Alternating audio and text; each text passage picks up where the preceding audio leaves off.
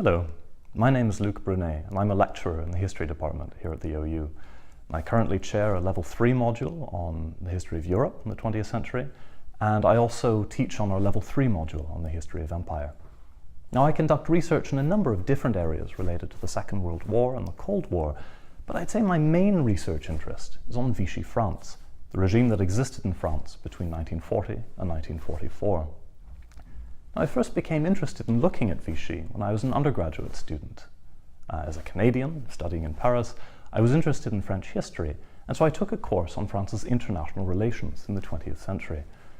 And for that course, we were given two textbooks. So one covered the period from 1900 going up to 1939, and the second textbook started in 1945 and went to the end of the century. It was as though the Vichy regime simply didn't exist. Now, Vichy remains a somewhat awkward topic, especially in France, and in the past many historians have treated it as a parenthesis. In my own work, I'm particularly interested in removing these parentheses and placing Vichy in the broader international history of the 20th century.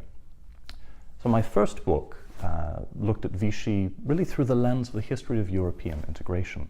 So I found that France set up a series of economic institutions in 1940, which were then aimed at promoting economic collaboration with Nazi Germany. I was surprised to find that these institutions in fact remained in place after the Second World War, and ultimately provided both an institutional blueprint and even a source of qualified staff for the first European institutions. Interestingly, Vichy had more of a lasting influence on post-war Europe than previously thought. Moreover, the process of European integration made use of some institutions which were established during the Second World War, though they had fundamentally different objectives. And my current research on Vichy deals mainly with its foreign policy.